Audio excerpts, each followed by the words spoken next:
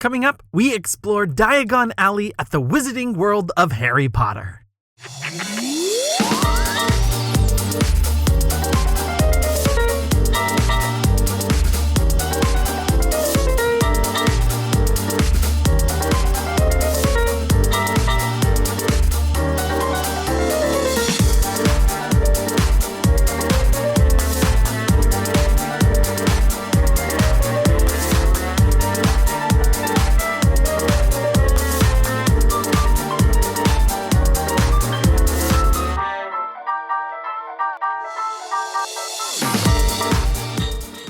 Hello everyone, it's David here from Beyond the Kingdoms, and I am so excited today because we get to explore something I've wanted to share with you for a long time, the Wizarding World of Harry Potter.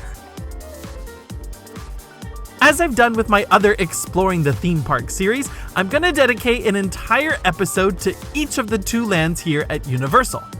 And you can't enjoy a trip along with Harry and his friends without starting in Diagon Alley. If you're new to this channel, welcome, and make sure you follow Beyond the Kingdoms across all social media platforms.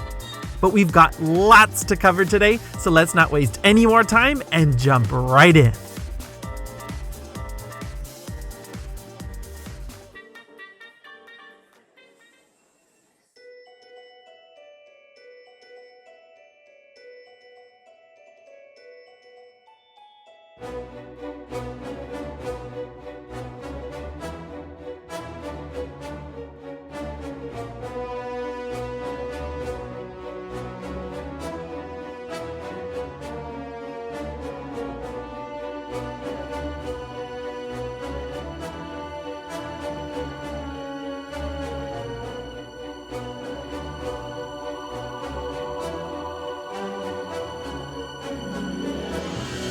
When you arrive to Diagon Alley, you'll be immediately drawn in by the pool of Gringotts Bank, similar to when Harry first arrived with Hagrid. But before we get into all of that exciting adventure, we have to make a stop at Gringotts' second location. Since the main hall of the bank serves as the queue for the attraction, there's another place that you can actually get your hands on some wizard money, and that's at Gringotts Money Exchange. Now this is located just a few steps away from the attraction entrance in Carket Market, which is the covered shopping district that runs parallel to Diagon Alley. In here you can exchange Muggle money for wizard cash. You'll actually receive special certificates that indicate how much money you have. Think of this as a paper gift card, if you will. You can use it anywhere in the Wizarding World and at all the other locations on Universal property.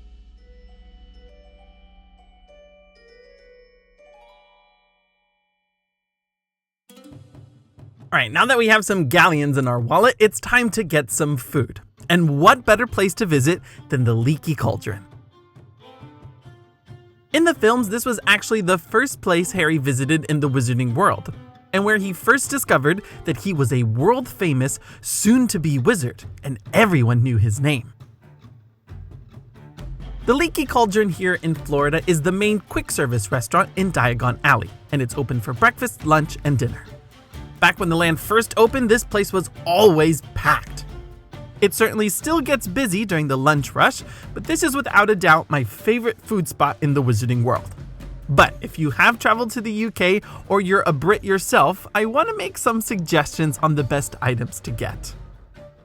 First off, breakfast features a pretty good deal, and a great thing to do if you're staying on property and visiting the land during your early admission period. After rope dropping and getting on Gringotts, the Leaky Cauldron is one of the best places to get breakfast if you didn't already do so back at your hotel. Each of the adult entrees are priced at $17.99 and the kids version is priced at $12.99. The bonus here is that each entree at breakfast comes with a small drink included in the price. You'll get a slightly smaller version of the iconic beverages, but it's a great way to start sampling these.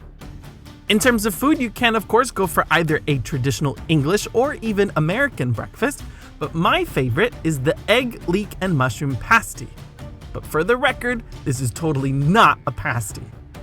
Those yummy ingredients are actually stuffed in what Americans would call a biscuit. Still, it's a great dish. For lunch and dinner, some recommendations I have here are the bangers and mash, which was actually surprisingly very good, and the cottage pie. There's also a good ploughman's board, which serves 2, and a good choice for those who want something a little lighter. Now, I've tried nearly every single item on the menu here, and these are truly the better options. I say skip the toad in the hole and the Guinness stew. They're totally not worth it. I find that food at Universal Parks are a big hit and miss, so hopefully this will steer you in the right direction. Of course, Diagon Alley is filled with other great snack locations.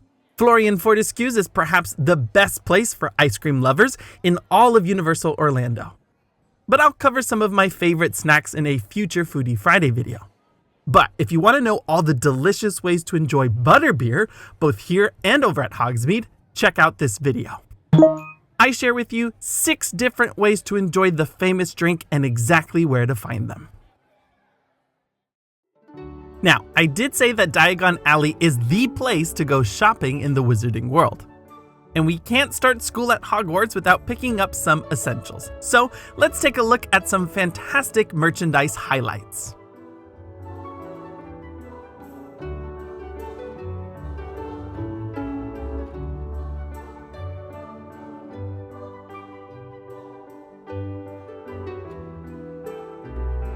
Now, first things first, we have to pick up our robes. And there's no place better than Madame Malkin's robes for all occasions. This is where everyone from toddlers to grandma can get their school robes. And of course, you'll get to choose the appropriate robe from the 4 houses at Hogwarts. Me, I'm a Ravenclaw myself. For the big fan, you'll also find other specialty outfits like Hermione's flowing pink dress that she wore to the Yule Ball in the Goblet of Fire.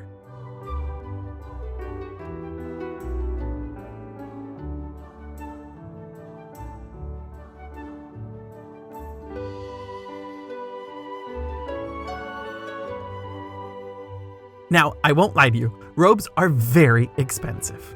Currently, each of the school robes are priced at $125 each.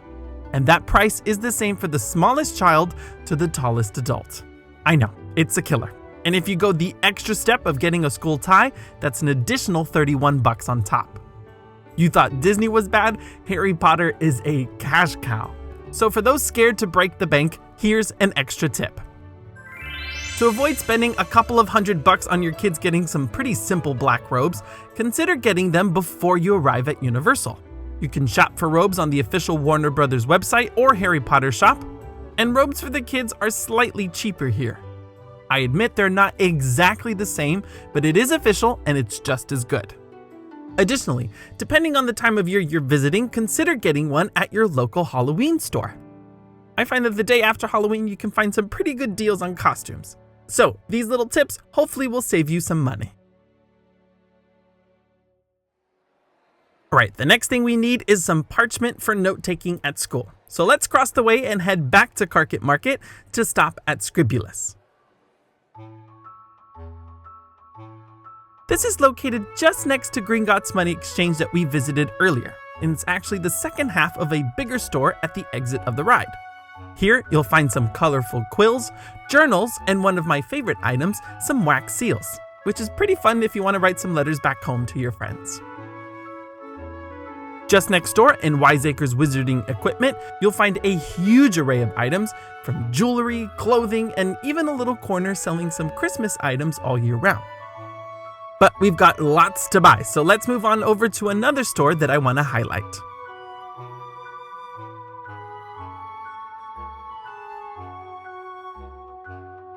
Each student at Hogwarts is allowed to bring one pet with them, either an owl, a cat, or a toad. And there's only one place you'll find all of these creatures, at Magical Menagerie. This is on the opposite side of Gringotts on Horizon Alley. You can't miss it, just look for all the weird creatures in the window. Inside you'll find nearly every single one of the animals featured in the films. From Scabbers the Rat and Trevor the Toad, to Cornish pixies, dragons, and Buckbeak. And for my true fans, make sure you look up high in the rafters because you'll see a full-bred Kneazle just kinda hanging out. Magical Menagerie is also a great place for those of you who love the creatures seen in the newest set of films, Fantastic Beasts. You'll find cuddly nifflers and even a bowtruckle, although he is a little too big to fit in your jacket pocket like Newt Scamander. Magical Menagerie is a place where little ones who enjoy plush dolls will go nuts, so I warn you now. And if you're eyeing one of those bright pink pygmy puffs, hold on to that for another store. Alright, so we got our robes, quills and parchment, and of course our furry little friend. The only thing left is a wand, and there's no better place than Ollivanders.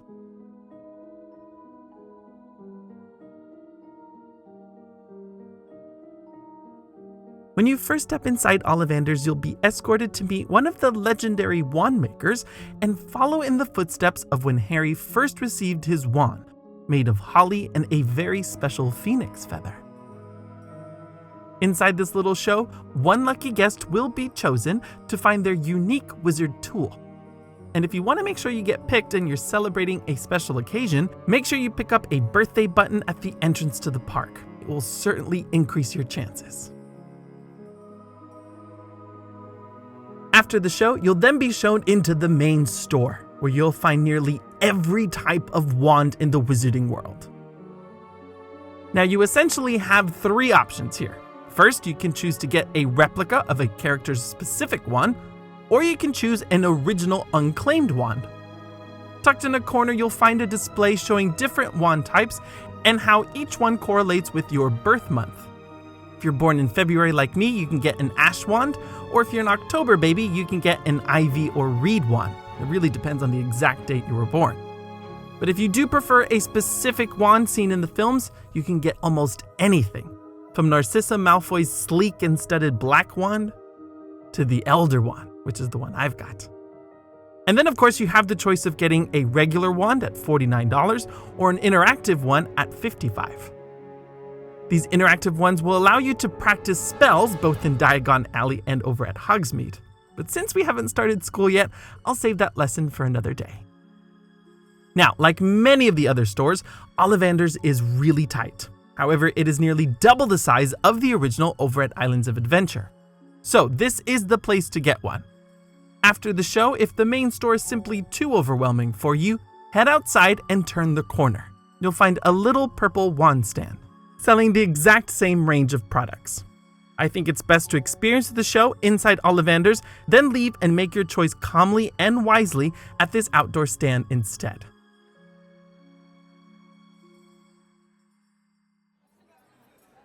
Now, like I said, there are plenty of other great stores in Diagon Alley, and unfortunately I don't have enough time to go through absolutely everything, because we've definitely got to make a move. What about Nocturne Alley, you ask? Well, that's a place where only the dark wizards go. You don't want to be getting mixed up with that crowd. We'll just cover that one a little later. We have just enough time to make a quick stop over at Sugar Plums, because that's where you can get some chocolate frogs and Bertie Bott's Ever Flavor beans. We'll need some snacks before getting on the train. Back over to the London waterfront area is where you'll find King's Cross Station and the entrance to the Hogwarts Express. Now, this unique attraction requires that you have a very special ticket.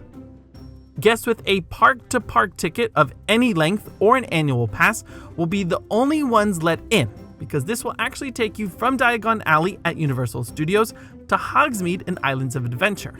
So you're technically going to a separate theme park. If you have a one-park ticket, you sadly can't ride this to Hogsmeade and then just travel back. And here's a little tip. The line gets really long early at around 9 or 10 a.m., especially on days where resort guests get early admission to Universal Studios. This happens again around midday, from around 3 p.m. onwards, when guests trying to do both parks in one day decide to make a move to the other. But once you arrive at platform 9 3/4, you'll soon be on your journey to Hogwarts.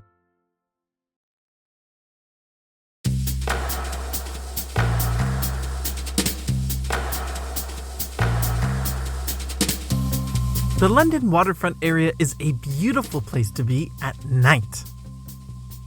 Universal designers have carefully crafted some stunning recreations here. Those light posts on the water are near identical copies of what you'll see on the south bank of the River Thames in London. And that gorgeous fountain in the middle is a recreation of the Shaftesbury Memorial Fountain found in the heart of Piccadilly Circus.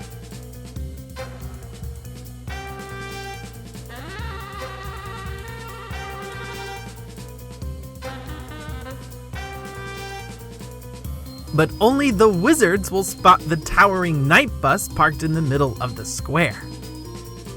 This is one of the only, quote, character meets that you'll find in the wizarding world. Throughout nearly the entire day, you'll find the night bus conductor meeting fans and posing for pictures. But really, we all came to talk to the shrunken head, didn't we?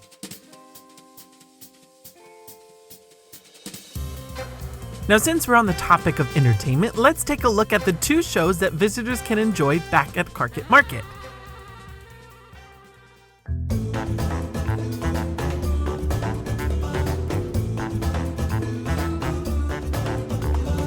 You may not recognize her if you've only seen the films, but fans know exactly who Celestina Warbeck is.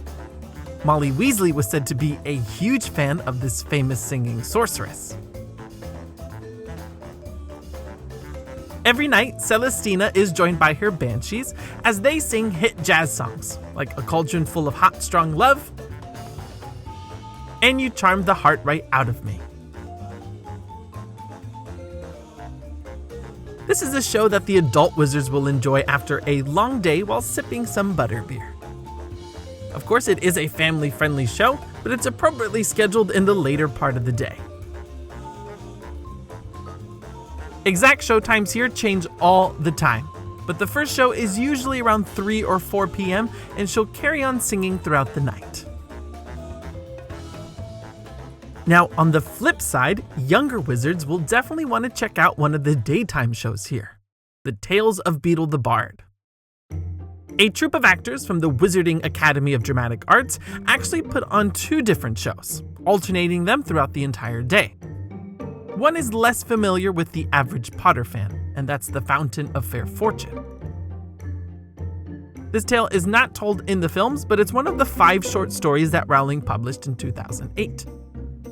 It tells the story of how 3 sisters search for the legendary fountain locked away in a secret garden. The fountain is said to give one unfortunate every year the chance to bathe in the water and win fair fortune forevermore.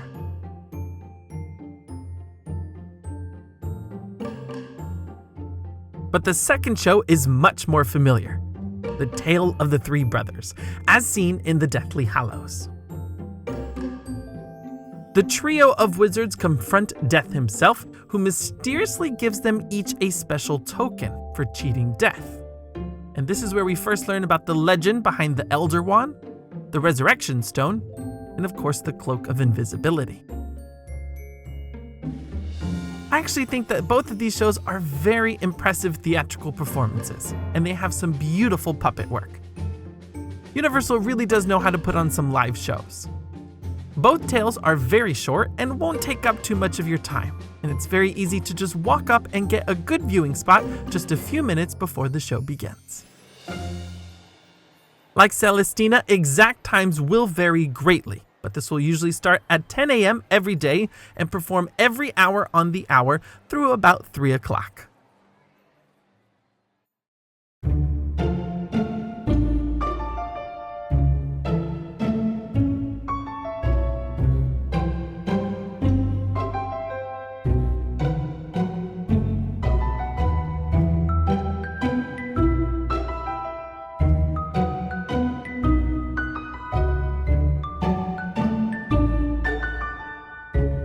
Now earlier, I skipped over a very peculiar corner of Diagon Alley for those who enjoy the darker side of magic.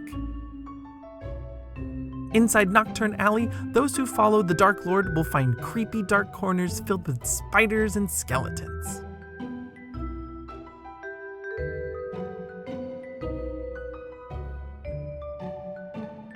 But this area is also home to a great store, Borgin & Burke's. If you're looking for a Death Eater mask, a snake-covered hourglass, or just a standard human skull, then this is the store for you. It's also the place to get some merchandise inspired by the Deathly Hallows. And before you leave, make sure you check out the smaller details in the store. Some of you may remember Malfoy learning how to use this vanishing cabinet when burdened of the task of killing Dumbledore.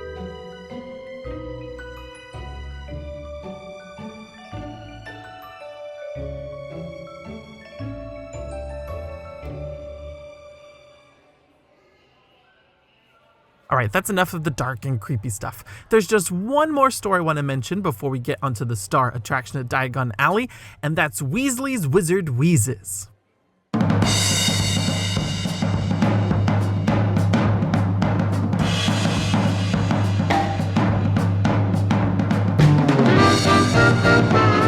Just as we saw in The Half-Blood Prince, Fred and George Weasley have set up a fantastic store in Diagon Alley, filled with silly jokes and delicious treats.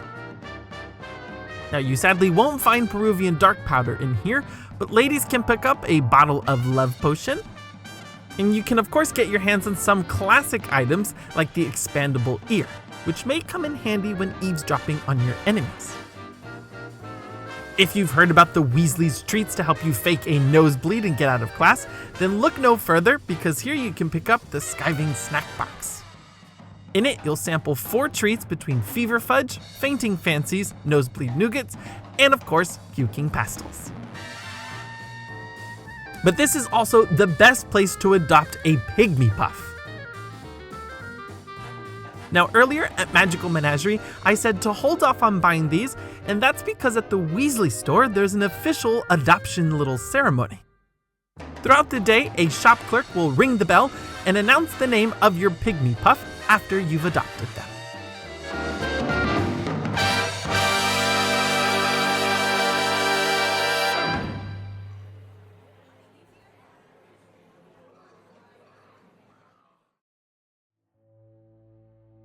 But wizards and witches, it's time to enter Gringotts. The story of this great attraction is that you're actually on a muggle tour of the bank on the same day that Harry, Ron, and Hermione disguise themselves and enter Gringotts, hoping to break into Bellatrix Lestrange's vault and capture the Hufflepuff Cup.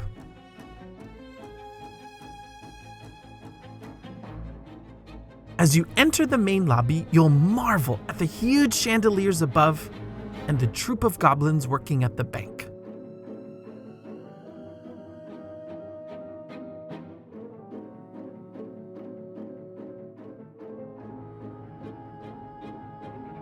Just make sure that Bogrod doesn't really suspect anything.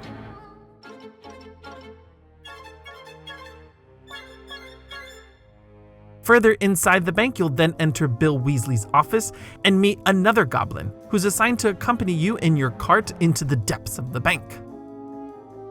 Now, Bill decides he'll join you on your tour, and then it's time for the lifts that will take you miles and miles into the earth.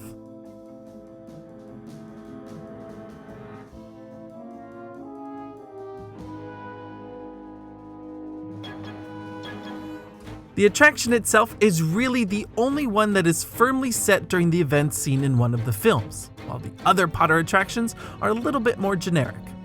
This one has you just behind Harry and his friends on their hunt for the Horcrux, but things will go wrong for you when Bellatrix suspects that you're breaking into her vault. It's an exciting family-style coaster that combines both traditional elements and large screens and simulator-esque moments. It may seem a little intimidating at first, especially in that loading area, but it's actually quite mild. But it is the only time you'll face the Dark Lord himself. Now, to wrap things up on this one, let me provide you with some practical details. Before you ride, everyone has to store everything, and I mean everything, in a locker. Can't take any bags with you, and I would leave behind anything that can easily fly off. You'll need your park ticket to rent a locker, and depending on how long the wait is, you'll be given a set amount of time before coming back and retrieving your items. Now, I will admit that these lockers are really small, so I suggest you pack as light as you can.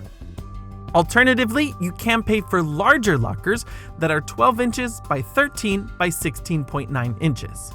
Just make sure you really read and double check how much time you're given, because they will charge you fees for going over your time limit. Now, after that, it's time to get in line. But hold on a second, because there's actually 3 different lines here. Of course, there's a regular standby line, which will fluctuate from 30 minutes early in the day to about 90 minutes at its worst at peak time. And then it'll usually go back down again to about 50 minutes. Universal Express is offered here if you have that, and there's also a single rider line. On average, you'll wait about 20 to 30 minutes, unless it's very early in the day. And finally, larger guests may find the ride vehicle a little bit tight. It's not terrible, but there is a test vehicle just outside the main entrance. This will allow you to sit and see if you'll fit comfortably. Of the 3 main attractions in the Wizarding World, Escape from Gringotts is a great introduction.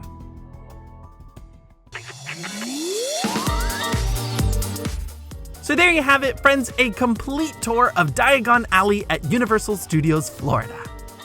When I first visited the Wizarding World several years ago, I began my journey with a visit to Diagon Alley first, and so I have a really special place in my heart for this land.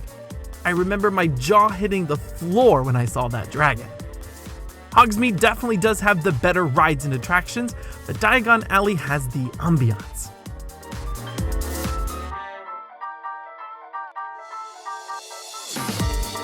Now, later this month, I'll have a follow-up main show exploring Hogsmeade in greater detail.